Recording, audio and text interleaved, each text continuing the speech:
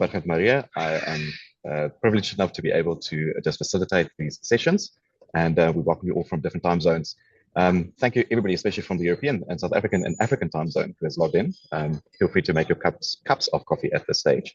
If you're wondering why it's so early, we are trying to accommodate different time zones and not only be in the central time zone.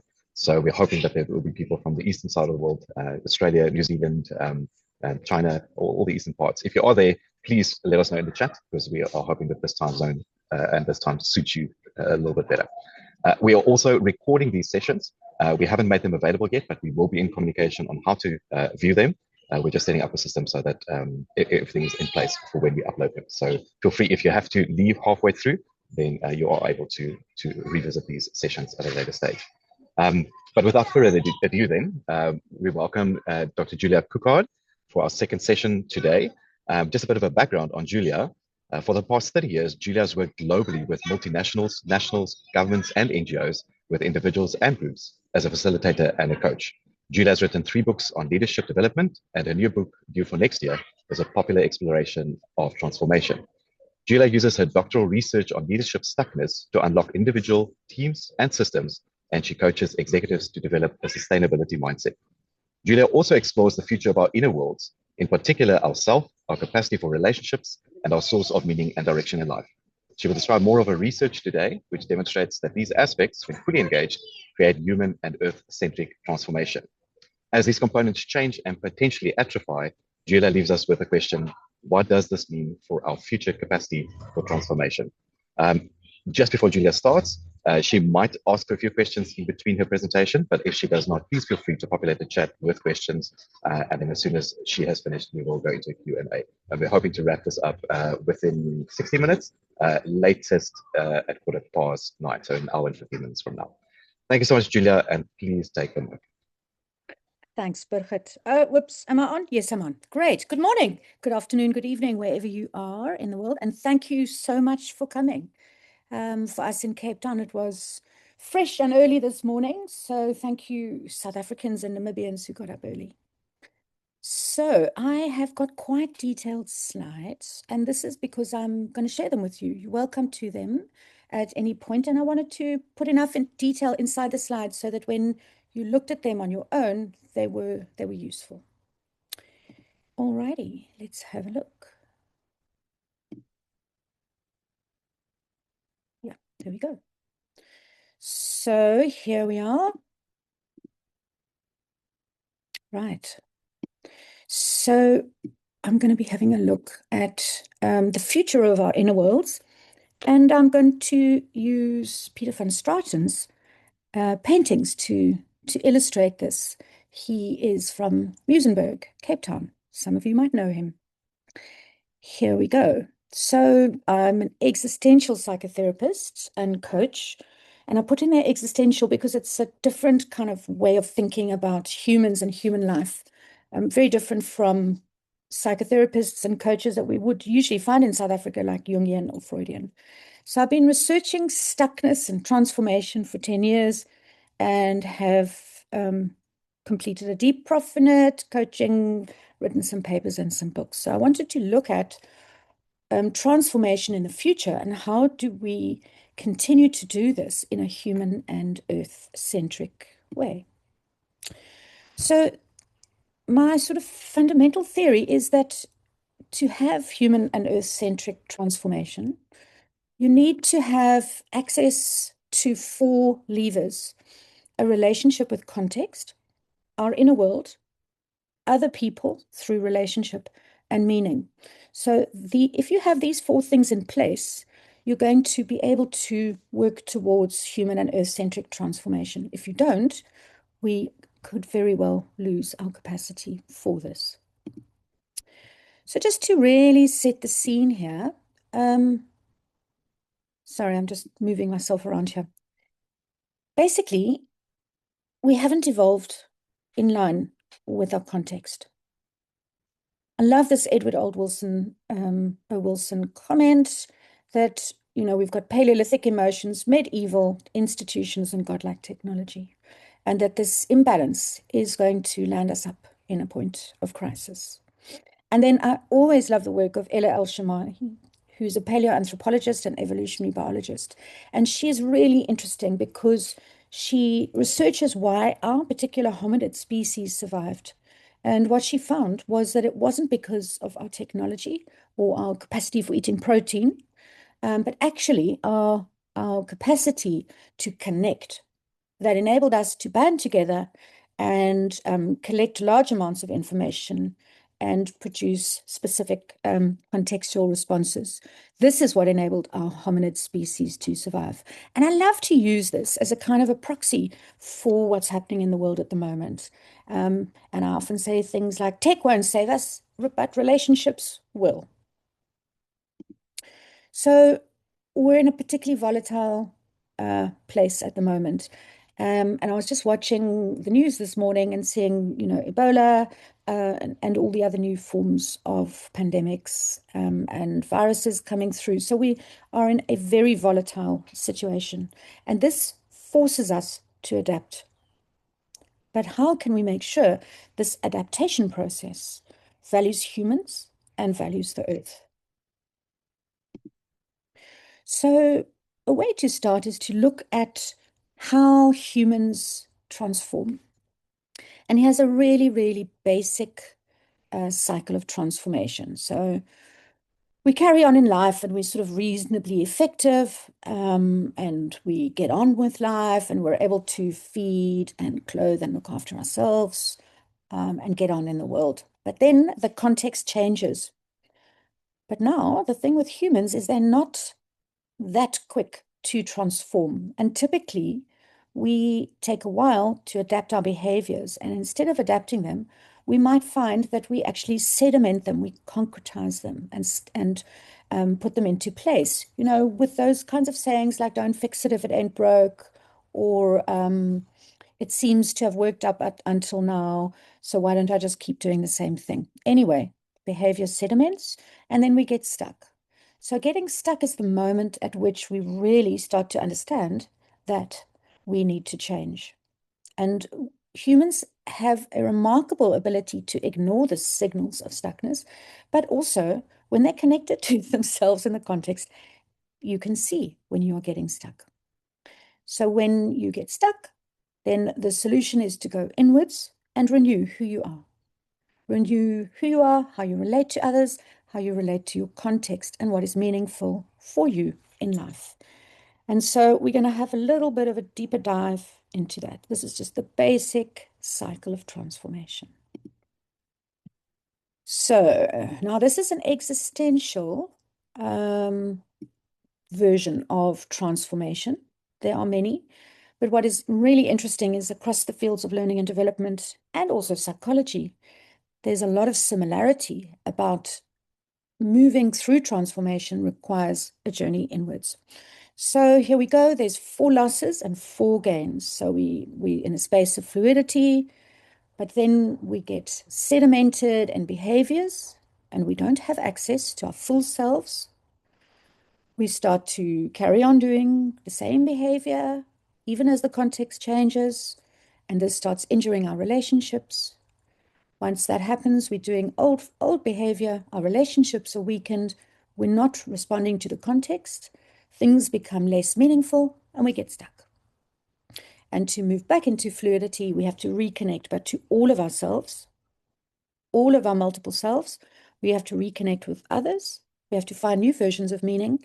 And when all of those parts are working in context and in concert, then we can become fluid again. Alrighty. So that's the basic story here. Now, I seem to have lost touch with all of you, but I'm just assuming that you're going to interrupt me when and if you want to ask questions. Yeah, I think we are still with you at least, Julia. I see Catherine has asked a question just yes. With the cycle of transformation you are sharing relate to Joseph Campbell's hero's journey, or how would that? Yeah, I do think it is always the pattern of context change and having to reconnect with more, dig deeper into and to find more of our own self and bring that into the world and express it. And that's really Joseph Campbell's story of transformation and the hero's journey as well. All of these journeys map amazingly onto each other. In psychology, like from Freud to Kurt Lewin in organizational psychology and Joseph Campbell. Thanks for that, Catherine. That's great. So now what I'm going to do is look at those 4 aspects on their own so that we can see how they are changing and how their changes will affect our capacity for transformation. So context, we're going to start there. We already know it's volatile and tricky. So it's hard to come up with a statistic around this, but most of our evolution is pushed or forced by our context. And, you know, there's very, very little of our transformation is created only through inner world shifts. There's a relationship between maturity and how you transform, but we can broadly say that the majority of transformation is a response to a contextual change. The problem is that people read their context, you know, how big it is, what's in it, and the quality of it. People read it subjectively. So people don't read the world as it is, but rather as they're in it. An example of this might be that I can read my context here, sitting in Claremont, Cape Town. I can read my context as Claremont, Cape Town, or I could read my context as global. And the way we interpret our context starts to impact hugely on our behavior. There are many aspects in our context at the moment that impact on our ability to transform. And how they do this is that they are likely to invite us into negative spirals where we are less resourced for transformation. There's a whole list there. I'm happy to talk about it. That's a giant chunk of theory. So what is happening in our context at the moment? We know that it's volatile, and every morning we wake up to see something new. But there are other things at play, and one of them is tech. And so I'm going to use tech and AI very generically, and I don't want to undervalue the brilliance that tech and AI have brought to us. I just want to invite us to have a more intentional and mindful mindset when we engage with it. So one of the problems that tech can create is that it creates these echo chambers, homogeneous echo chambers. So we just kind of get our views reinforced, and the algorithm keeps us really stuck in our views. And we miss out on data and life experience that doesn't comply.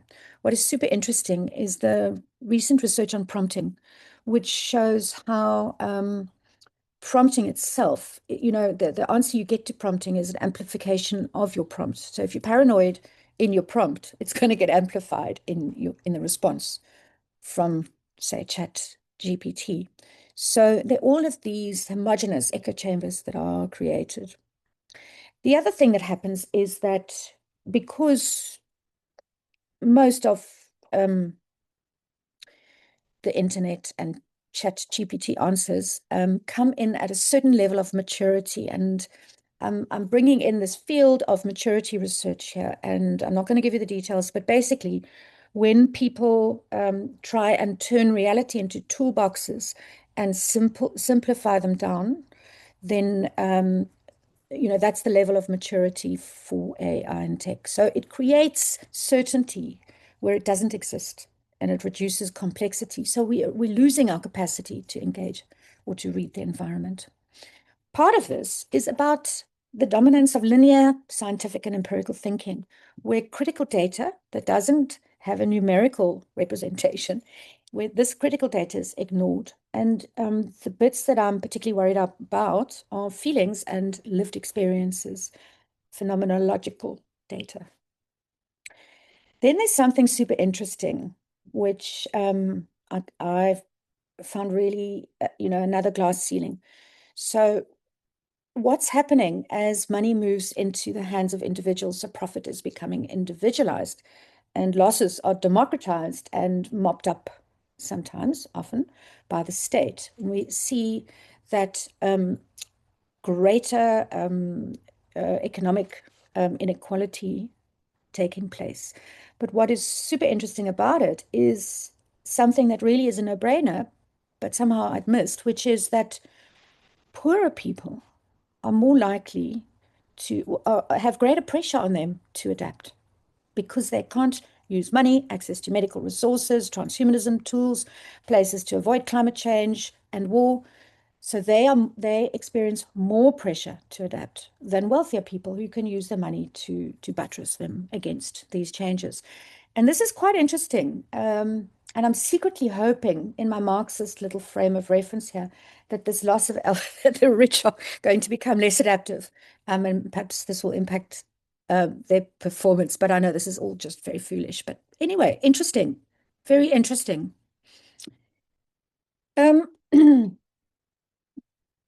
Anybody want to say anything? Because I'm just rolling. Yes, no? You're all good? Am I still online?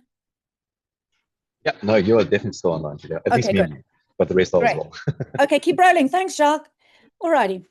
So before I go into all of these slightly sad things about inner worlds, I wanted to just offer this.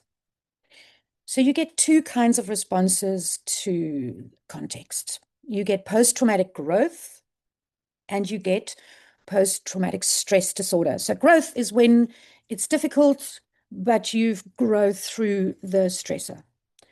PTSD is when you grow maybe a little bit, but you get stuck in your transformation process.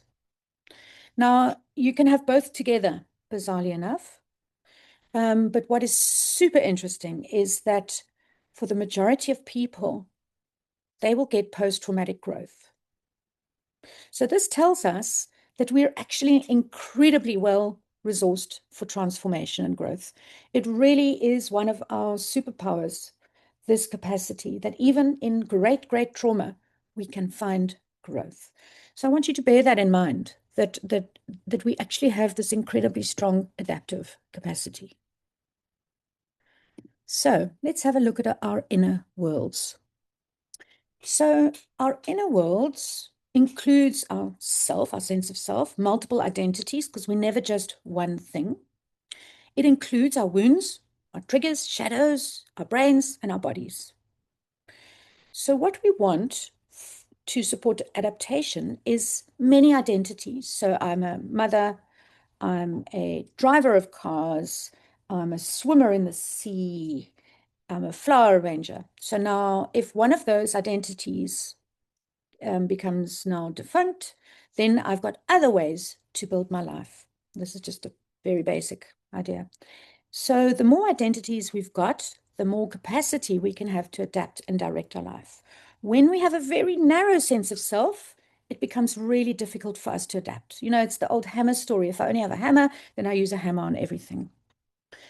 So one of the areas I've looked at that I find absolutely brilliant is the role that our wounds and triggers and shadows have in building our capacity for adaptation. Obviously, they can cause us to do all sorts of terrible things, but when we work with them, when we process them, they become the engine for our adaptation. And this is a super interesting thing in the context of AI, because I don't think AI wants to replicate our wounds and our triggers. And so maybe it's these particular areas that are going to offer us a uniqueness when we look at how we're going to relate to tech and AI in the future. So our brains also must be wired for novelty. So for many people, we are wired for sameness. And so when we have novel experiences, they're triggering for us, they're difficult for us. And so what we have to do is we have to get used to novelty in order to be able to continuously adapt. And then we have to strengthen our brains and create multiple, the word is leaving me this morning. We have to cross-wire our brains, and we do this through challenging our brains, doing things like learning a new language, learning a new sport, all sorts of novel experience that strengthen our brains so that when we get to adapting to our context, we have the neurology and neurological plasticity required. Our bodies play such an important role in transformation. This field has been fairly well researched, but there's something super interesting that came out last week. We always talk about how the body keeps the score and trauma is stored in the body. Well, this research was saying that actually what we need to do when processing trauma is moving, and in new and novel and various ways. Moving actually triggers our transformational processing of trauma, and it builds this brain, this neuroplasticity. So that's a kind of a summary of our inner worlds. So what's happening to our inner worlds? So here we have the wounds that I spoke to in the last slide, which is an area of absolute interest for me. But what happens is that our inner worlds can become bewitched, amputated, or dead. So when they are bewitched, we get enticed by an idea that lives outside ourselves, like a great handbag is going to make me happier than an evening spent with a best friend. Okay, that's a bit superficial, but anyway, you get my drift. We become bewitched by an idea. Also, we amputate part of ourselves. So we amputate part of ourselves for various reasons. Often it's just basically to fit in. But sometimes we might also get involved in amputating ourselves in order to curate ourselves, in particular for our online presences. And then there is the death of self. So typically we don't really die to ourselves that often, but it can be caused by trauma or a lack of early development, where we don't build our inner world sufficiently because what we're doing is just trying to survive. So here we have the context creating narrow, curated selves, and the selves that are there are distracted and focused on competing. And this keeps us narrow and superficial. We have cognitive offloading, which is when we make ChatGPT do too much of our work and we lose our capacity for abstract and systemic thinking. We get digital dementia, where we start to exhibit the symptoms of ADHD. We lose agency when we get so used to tech processes guiding and taking control of our lives, we lose the capacity to do so for ourselves. And we get AI psychosis, which is a new sort of research area where what we see is something called a kindling effect. So if we, and I spoke a little bit about this earlier, if we have a bit of paranoia, say in our prompting, then that paranoia will be amplified, will be kindled in the responses that we get. And if we do this repeatedly, and if we throw all of our life decisions into ChatGPT or Claude or whatever Grok, if we throw that all in and we get these amplified responses, then that can turn into AI psychosis, where people are giving up their life and being directed by AI. But when there's paranoia introduced as well, then things can become incredibly dangerous.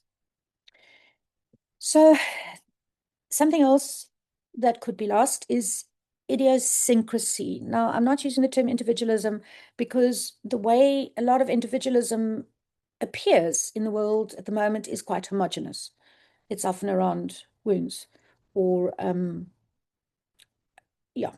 I mean, I just think if you look at some of the more individualistic movements, they're not really individual anymore. What I would like to see more of is idiosyncrasy. So it's individual sense making that is individual, not in a group. So when you join a group, you have to give up on some of that.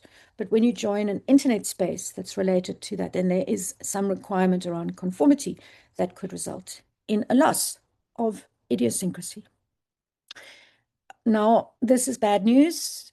All of the World Health Organization predictions around addiction are that addiction is going to increase, and the types of things we can become addicted to will increase too.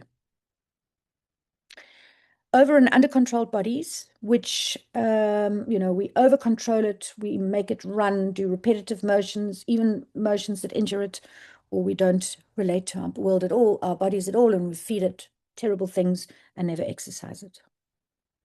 and brain wired for pleasure and sameness, not for novelty and stamina. I see Catherine.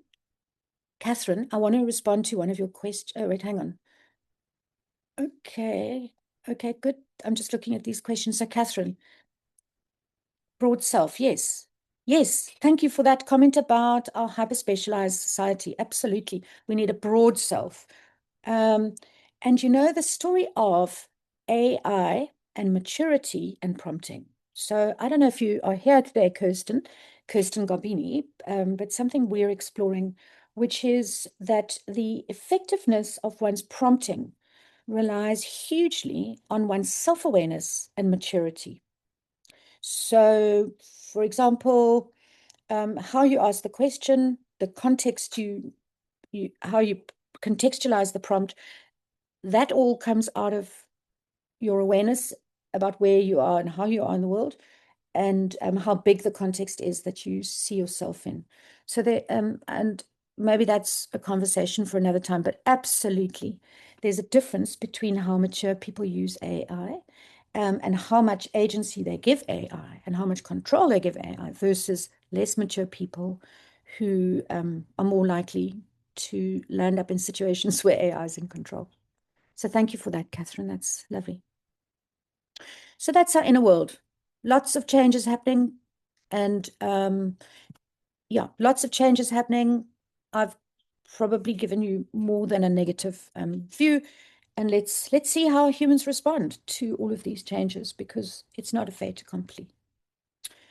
So we've looked at context, we've looked at inner worlds. Now we want to look at relationships. So we know that context, inner worlds, relationships, meaning are the four kind of levers you can pull to create human-centric and earth-centric transformation. Let's look at others.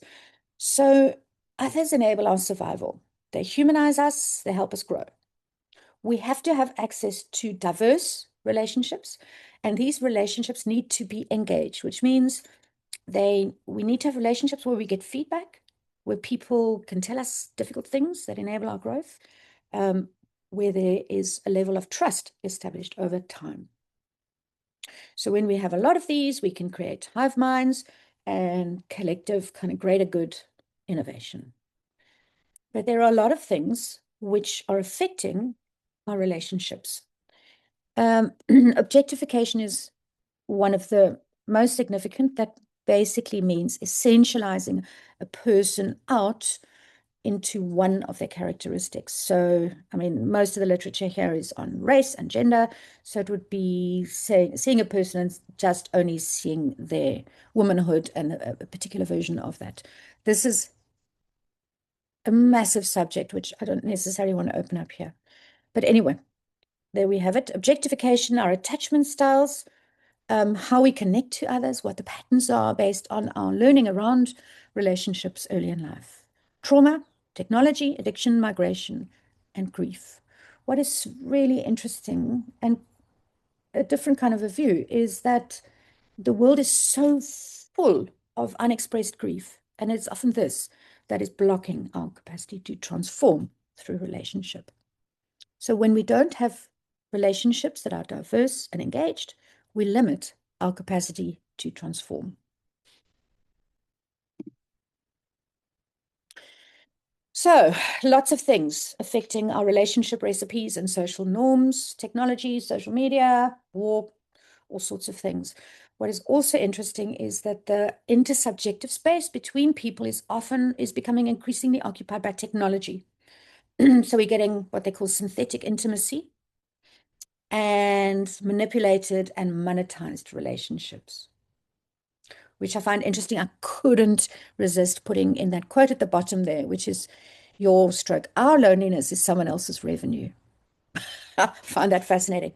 So we're currently in a loneliness epidemic.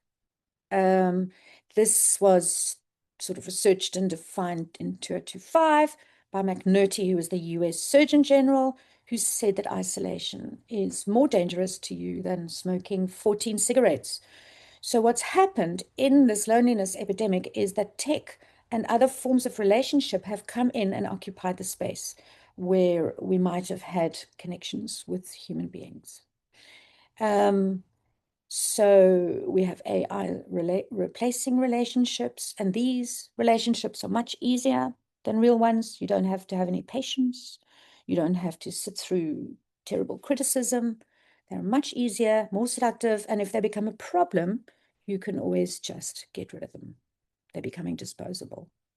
There's also something about the growth of individual wealth, which and the growth of wealth and the movement away from traditional communities, which means that people are far more isolated than before and rely less on community interdependencies. So there's something that you know about the breaking of bonds. When we're isolated, we have less capacity to transform. And then I couldn't help myself, and it's sort of off-piste here, but one of the things I've been watching is how AI governance can operate globally so that, because the old country boundaries are no longer relevant. And some of the tech companies are wealthier than some countries. So we're going to need some kind of a global legislation, but this is just not possible at the moment, which is a gap for AI and tech to occupy relationships more fully. So the last one of those four that I'm going to deal with now is meaning. So humans are meaning-making machines. We need it. It creates direction, agency, and courage. And it also includes spirituality. So the thing about meaning, certainly an existential tradition, is we don't always get meaningful lives. So for some of us, we might have love and children, work, and that sort of automatically creates a meaningful life for us. But we will at some point have to be more intentional about making meaning, like to decide consciously what is meaningful for me and creating and sort of understanding that as a way to organize your life in a direction that means on your deathbed, you can say, I did something useful and meaningful. Meaning is idiosyncratic. It's all about you and how you read the world, and it's individual. Now, the bizarre thing about meaning is that although it's always individual, it always has some connection to transpersonal or collective humanity. And what the meaning researchers show is that the most effective, the most useful type of meaning for humans is transpersonal. That is, it involves the greater good, connecting to more than one person, serving the whole, including the earth. So there's really interesting research on capitalist life syndrome by Joel Voss, where he says that with each economic time period, each system of economics, like capitalism or whatever, you get a meaning-making structure that emerges from this. And in capitalist life syndrome, you can imagine what kinds of meaning become important. So materialist sense-making, individual wealth, individual experience become meaningful in capitalist life syndrome with less focus on community connections. We might use ineffective types of meaning. We might have poor distributions of meaning across our life, which, for example, is I have very meaningful work, but I have nothing meaningful happening for me on the weekends. That's a poor distribution of meaning across the life. Trauma shatters meaning and undermines it, and also changes in life stage. So, my life is the meaning of my life as a mother of a small child is very different to the meaning of my life as the mother of an adult. So we need to change our, types of meaning as we move through life. When we don't have meaning, we can't direct our life and we lose agency and courage. So Alison, just in response to your question, I'm putting spirituality in there. I know that by doing that, I'm being controversial and that there's lots of people who might disagree with me. I've just put it in there for simplicity's sake. So thank you for your question. So meaning is changing. So firstly, when we have a narrow self, We have narrow sources of meaning, and when meaning is really narrow, it becomes a little bit wobbly, because if you lose the one source of meaning in your life, you don't have other sources to stabilize. There's an over-reliance on scientific method for data and meaning making. Meaning actually is better represented in words than numbers. And so when thinking about what is meaningful, it's important for you to think about lived experience, purpose, connection, all those kind of things, rather than having completed 12 comrades. Individualism and isolation, few opportunities, social media pushing certain kinds of meaning as better than others. And we can get captured by algorithms who change our orientation to meaning.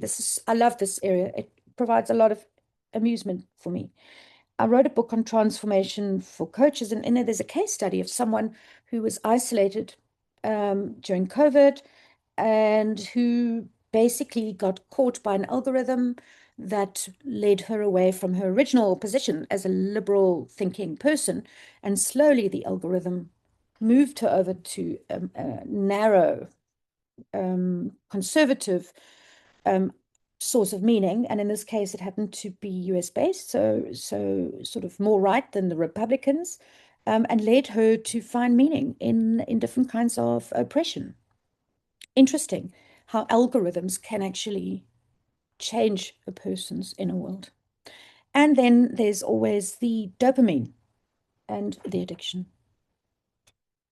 The dopamine. So I find myself continually hijacked by dopamine addictions. And this can fragment and diffuse my work. So I'm unable to achieve bigger goals because my brain is starting to want dopamine all the time rather than delay gratification and get the meaning out of having done a big project. So just a little note here before I start closing up. And that is that there's enhanced pressure for transformation. Technology is fast. Humans are slower. But we do it in different ways. And we need to know which areas of work are better for human transformation and which are better for AI. We need to continue to work on our self-awareness. So technology is not going to save us from having to do the hard yards in personal development.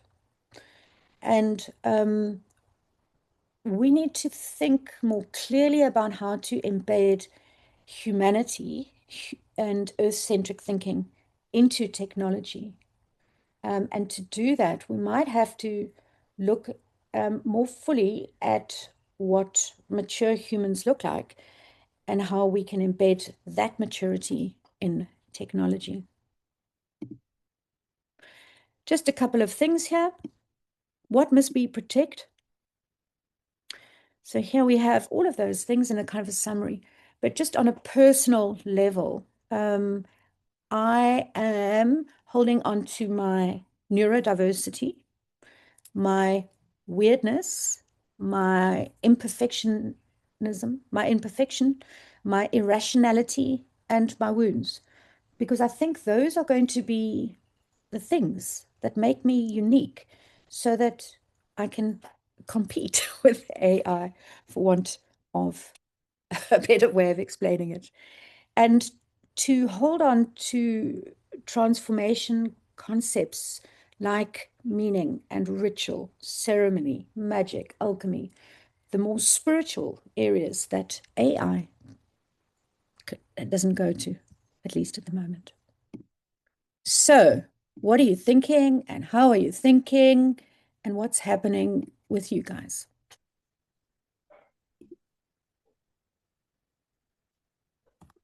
Where are you all? We're here. Hello. What's happening with you? I really like that quote you just had on your second last slide, which said, technology is becoming embedded in humans, but how do we embed humans in technology? Yeah. So is that your quote, and can I happily steal it in a job interview on Wednesday? Oh, of course you can. Marvelous. Kate, I would be absolutely deeply flattered. As a wise woman once said. Great, thank you. You can use it on your own if you want to. I do think that is the thing. And you know what is quite an interesting thing? You know, I watch Alex Karp not because I love Palantir, but because he often has interesting things to say about the future of our inner worlds and whatever. And, you know, just talking about so neuronormal people, according to Alex Karp, neuronormal people are going to be replicated by AI, interestingly enough. But it's the neurodiverse people that it would take more time to kind of replicate. So those are the sort of kinds of thinking that we need to hold on to, you know, in order to sort of compete against AI. But what is interesting in the debate about getting the human into AI is how do we get the full range of thinking and being of humans into the AI? So thanks, Kate. Now I saw, hi, Mitch. Morning, Julia. And I Hello. gotta say, what a absolutely delightful way to start the week. It was fascinating. And I almost missed it, right? So I got to tell you that, I mean, I looked at my planning yesterday. So I'm thinking, yes, I just can't make Monday morning, 8 o'clock. And I walked into my office this morning and I'm like, what am I going to do first? And then I think, you know what, let me switch this on. And the thinking was in the background, but everything else came to a halt. So thank you. And you know, a lot of everything that you said resonated, and there's a lot of new information. But, you know, one of the things that I sort of really like about what you said is, you know, from a future thinking perspective. So, and I suppose this is a comment and a question at the same time. So what sits in my head is that the quality of our thinking these days, you know, considering everything that you said, especially when it comes to, you know, technology, but also when it comes to the quality lives that we live, if I can almost put it like that, including the connections and the foods that we eat and the movement that we make, is that the quality of our thinking is actually a factor of what we let into our beings. Yeah. And that's the sort of the starting point in terms of how we are and who we are, and then how we think and what we do next. Because, you know, oftentimes it's about the action. So it's all good and well that we talk about it, but, you know, the objective ultimately is insight and changing the way in which we think, so that we can act differently and so that we can thrive. And that seems to be becoming more and more difficult, right? You know, the AIs, the what's available in market. So in other words, you know, anything we expose ourselves to, and there's so much now, that sometimes it's maybe a little bit of finding that balance, I don't know, between, you know, and I suppose the question is, how do you choose? And I know there's a lot there. But Yeah, there's a lot there. And I think the thing is, it's like a sort of a meta question in a way, because, yeah. So how do we choose what we give to tech, and how do we choose what we keep? Well, not only tech, I suppose just what I mean, what I've taken from what you've said is that to a large extent, we need to curate what we let into our environments Yeah. in order for us to be able to thrive moving forward. So as an example is, you have to let people in, but you also have to let the correct people in. You have to be healthy, meaning you have to, you know, let the correct food in. But How do health, you you know, from a decide? mental health perspective, AI, you know, how do you expose yourself, or social media, or whatever the case may be? Yeah, I think it's a huge question. And I don't think there's an easy answer, and I don't think there's a generic answer. But I do think there's something around just using that basic structure. Like, am I oversubscribed to one identity, or do I have many identities? So that inner world thing, do I expose myself to new ideas and engage with them? Do I move my body and feed it reasonably well? So if we look at our inner world, how do we relate to our context? What context do I think is mine? Am I making my context smaller or bigger? I mean, I'm giving you a lot of detail, but I'm following that structure of 4 things: context, inner world, others, and meaning. And I think context is such a big one because we just don't think about it. And a lot of psychology is intrapsychic, so it's not always contextual. Yeah. So I think it's always useful to say, especially for people like my age, sort of 60, now, like, am I making my context bigger or smaller? Yeah. Am I narrowing it down just to the shops down the road, or am I opening it up to the world? And how much am I letting in to influence and grow me? Getting old is a clear way to understand that, but you know, that same argument is good for when you're young as well. On any stage of life. Yeah. Yeah. Yeah. And then what is meaningful to me? And is any of the stuff that's meaningful to me transpersonal? Am I engaging with other humans? Am I doing anything useful? And then, relationships. What I find is people are very, they miss the homogeneity of their relationships, which is an interesting thing. People go for sameness. We're a lazy bunch who are very slow adapters. And we stick with crowds that make us feel good and echo. I don't know. Mitch, I'd love to sit and dig in that question more deeply, but it is a really big one.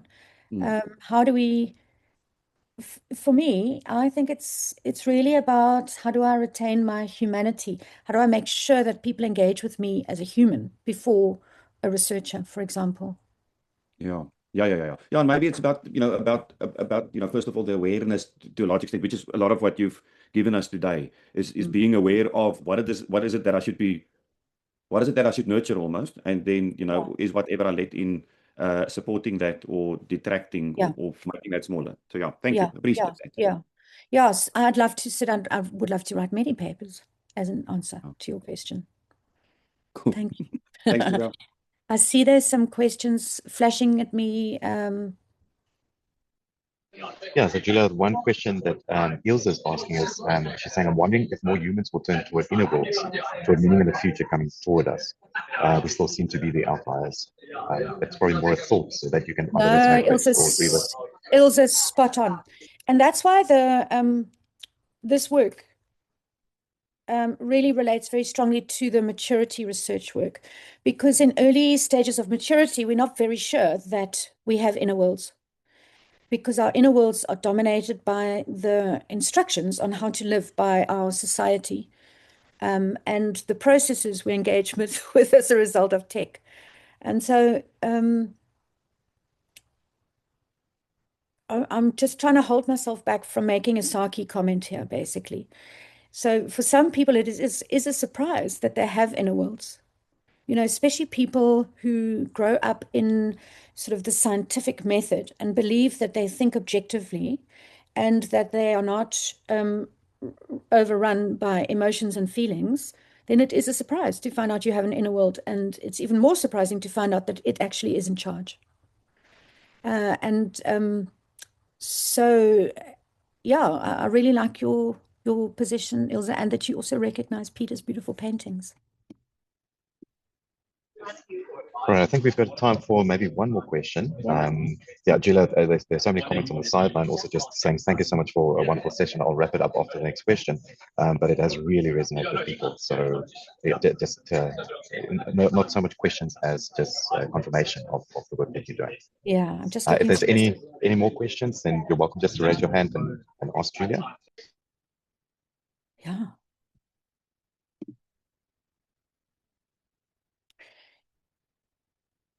And I could throw in a little extra bite, just quickly. So if that's okay, you cool with that, Birgit? Yeah. So what has been really interesting is that I've been doing this research for 10 years. And then I had a very transformational year last year, a lot of losses stacked on top of each other. And I had been thinking very cognitively about the field of transformation. And lo and behold, my sort of lived experience of all of these changes was that I'm actually not in control. In this transformation research, there was a lot of implication in my work that in some way we could control this process. But what I've noticed in my life is that there are many factors that I can't control that I have to roll with. And actually, those forces in my life take me in far more useful directions than those that I could cognitively conceive of.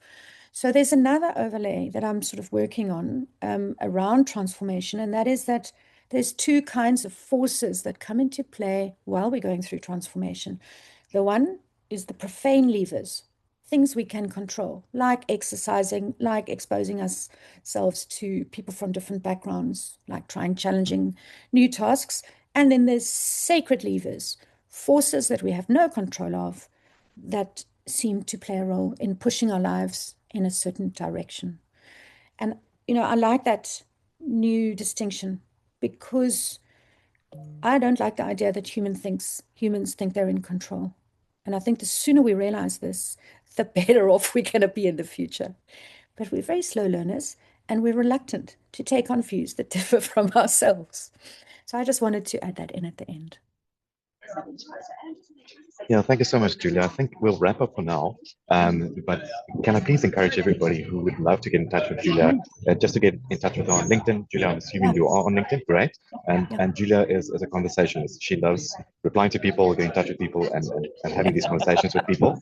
And just from my side, Julia, again, I was privileged enough to just facilitate your session at the conference. And I remember you in the beginning stage, like, you feel like a bit of a fish out of the pond, because it's not your field of expertise. And before and afterwards, I could just say to you, what wonderful work you're doing. And I think when we focus on ourselves as futurists and the work that's happening in our inner worlds, then that's what we put out there, you know, in terms of timeline, space, geography, all those kind of things. It's just bound to be a better world that we are hoping to co-create with others. So thank you, Julia. Just from my side, from everybody else, I can see also from the comments on the side, the work that you're doing has more meaning than you can imagine, especially for us as futurists as well. So thank you so much. As a reminder for everybody, we will load this as soon as we just have the platform ready, and we will communicate this recording as well on the WFSF LinkedIn handle and on the site. So please keep an eye out for that. And I think if I let, we'll then just head up our next session. Julia, if there's anything else you'd just like to say in closing, or so, you're more than welcome to. Well, hey, let loads that. No, okay. We'll leave that for LinkedIn. But our next session has been confirmed. It will be by Tamás Christoph. And he will be talking about the emergence of futures in the medical field, and that will be on the June 19th. It's a Friday, and we're aiming for a bit more of a reasonable time than today to accommodate other people again. But we'll also post this advertisement on LinkedIn during the course of today, so that people can also register for it. So thank you so much for everybody for being here. Thank you for your time. Good luck with the working day if you are in the central or the western parts of the world, and have a wonderful evening if you're in the eastern part of the world. And we hope to see you in a month's time.